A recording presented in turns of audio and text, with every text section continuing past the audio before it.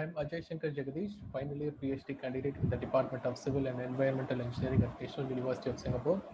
I would like to specially thank my PhD supervisor, Dr. Raymond Ong, for allowing me to present my work in this wonderful conference. I'm deeply honored to present my work in the first session and as the first presentation in this prestigious conference. The topic of my presentation is the effect of thresholding algorithms on pervious pavement skid resistance.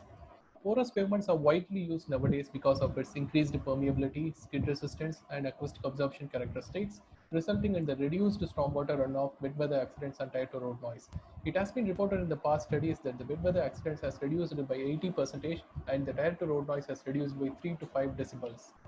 In our current study, we are going to mainly focus on pervious concrete, as we all know that it is a special class of hydraulic cement concrete with higher interconnected voids, resulting in the increased porosity and permeability characteristics.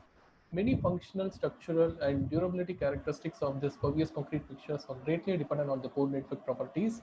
Recently, there are many studies exploring the pore network properties using non-destructive methods like ultrasonic method, X-ray scanning methods, and so on.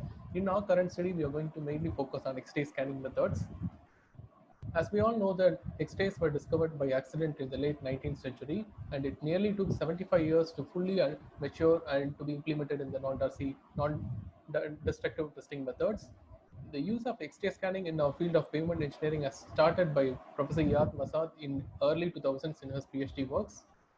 The process involved in X-ray scanning involves the image filtering, which is the removal of noise due to metal artifacts, ring artifacts, and so on. And the second most important step is the image segmentation, which is the process of binarization used to divide the images of varied grayscale intensities into 2 or 3 different classes. The third one is the mask filtering, which is the removal of small errors like isolated voids and so on. And finally, the mesh generation to be implemented in finite element and finite volume models. These are some of the applications of X-ray scanning in our field of pavement engineering. The first is the analysis of clogging characteristics in pervious concrete mixtures. The second is the micromechanical finite element modeling of full-scale accelerated pavement testing. The third one is the shear modulus testing. The fourth is the fatigue testing of asphalt concrete mixtures. And the fifth is the indirect tensile testing methods. Next comes the literature review on pervious pavement skid resistance modeling. Ong and Fogg first developed the skid resistance simulation model for smooth pavements using the fluid structure interaction tools. Later, the developed model was extended to different kinds of tires and different pavements, including the porous pavements using conceptual cubic pore network elements.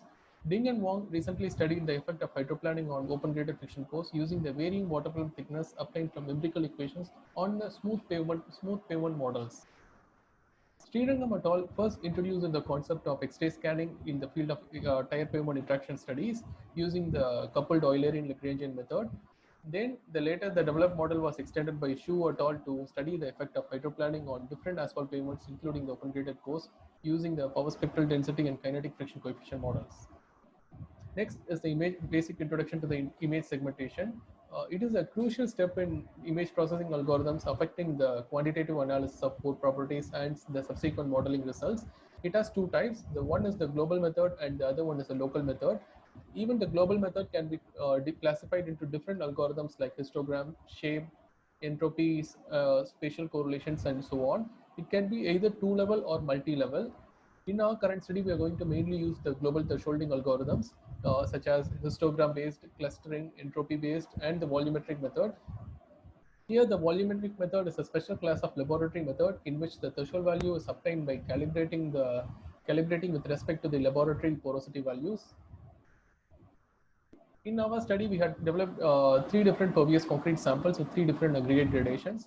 We obtained the internal pore structure using the medical X-ray scanning at the resolution of 0.3 mm, 0.3 mm, and zero point 0.7 mm. These are some of the pre-processed CT scan images for 3 different mixers. In that, we can see that the P1 is of smaller aggregate size, P2 is of larger aggregate size, and P3 is the combined of smaller and larger aggregate size. The below figure represents the variation of voxel numbers with respect to the grayscale values. Here we can see the 2 different peaks. One is the smaller peak represents the voids and the larger peak represents the cement and aggregates. Unlike the porous asphalt mixtures, we can see only 2 distinctive peaks, whereas in porous asphalt we can see 3 different like asphalt, pores, and aggregates. Since the cement and aggregates occupy the same grayscale values, we can see only 2 peaks in our study. These are the effects of the thresholding on porosity. The figure A represents the raw X-ray scanning images. B and C represents the minimum and maximum thresholded images. After thresholding, we can obtain the images like 3D mask like this. The A represents the raw one, B represents the cement and aggregate phase, C the interconnected voids to be used in porosity, permeability, and the skid resistance models. D is the isolated void zones. We can see the effect of thresholding on porosity. Here, the vertical color lines represents the different threshold values obtained from different algorithms. We can see the variation of total effective and isolated porosity over the variation of different grayscale values. It can be seen that as the threshold value increases, the pore size increases, thereby increasing the total and isolated pores, effective pores. And as the pore connectivity increases, the isolated pore percentage reduces. Overall, we can see that the percentage error using the different algorithms can vary from -38% to +38% for effective porosity alone. In our current study, we had also used the polyhead permeability simulation models to test to understand the non-Darcy permeability characteristics such as permeability coefficient and flow index values. Here, the variation of hydraulic head over time was obtained to understand the permeability and flow index values. We have also developed the discharge-based thresholding algorithm to be used for skid resistance simulation models. Here, this algorithm is similar to volumetric method. Instead of calibrating the threshold values with respect to effective porosities from laboratory, we are calibrating the permeability values in the simulation model using the laboratory permeability values. These are the results of effect of thresholding on porosity and permeability. The first table shows the variation of different algorithms for porosity and permeability. We can see that the error percentage varies from -30 to +38% for effective porosity, and for intrinsic permeability, it can vary from -65 to 136%. We have also shown the comparison of volumetric and discharge-based algorithms in the below chart. Here we can see that the error percentage can vary from 44% and even up to -15% for the volumetric methods. Next comes the development of pervious pavement skid resistance model. The developed model has two different submodels. One is a tire pavement submodel and the other one is a fluid submodel. The models were developed in ANSYS and CFX. Here, the boundary conditions for the tire model includes the wheel load, inflation pressure, and the fluid structure interface. Whereas for the fluid submodel has the boundary conditions like velocity inlet, pressure outlet, wall boundary conditions, and the fluid structure interface. In our fluid submodel, we have also included the turbulence and multiphase flows to understand the turbulence characteristics of fluid flow and the clear difference between the air and water zones. In our model, we used the British pendulum tester to obtain the dry friction coefficients. Here, the uplift and drag forces were obtained from simulation model, and mu was obtained from BBT testing. We have to understand that why modeling pores is important. It is actually like there are some studies involving the usage of smooth pavement model for pervious pavement skid resistance using the variable water film thickness obtained from empirical equations. The figure clearly shows the difference between the smooth pavement and porous pavement for the same water film thickness.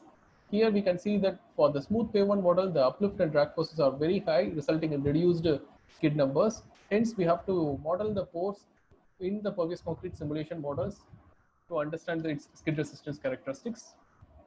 Next is the model validation for the developed skid resistance simulation model for varying water film thickness and varying sliding speeds.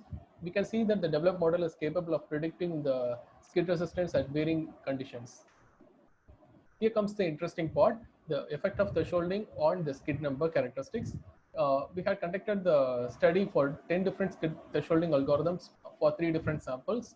We can see that the error percentage for uplift force varies from -25 to 4.8%, whereas for drag force it varies from -13% till -4%.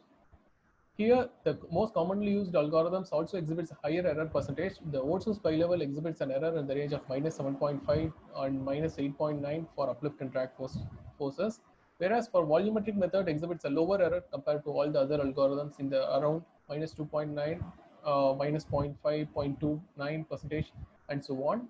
In our current study, we are using a constant dry friction coefficients for all the different algorithms. Hence, the error percentage of skid number is very low compared with the uplift and drag forces.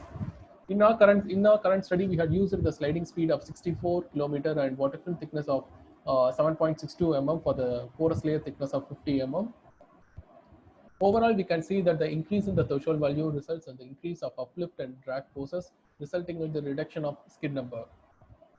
Overall, we can see that although the effect of thresholding on uplift and drag force is very high, around 25%, the effect of thresholding on skid number is low, around 2%, due to the usage of constant dry friction coefficients for all the thresholding algorithms.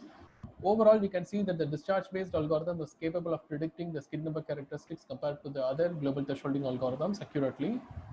The model developed in our paper can be extended to water film thickness models and thermomechanical skid resistance simulation models to understand its effect on thresholding on water film thickness, dry friction coefficient, braking distance, and rolling resistance. It can also be extended to dense graded pavements to understand its effect on thresholding.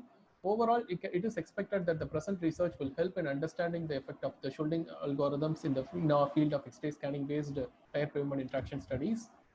These are some of our recent contributions with respect to the thresholding algorithms in permeability and pore network characteristics. Thank you.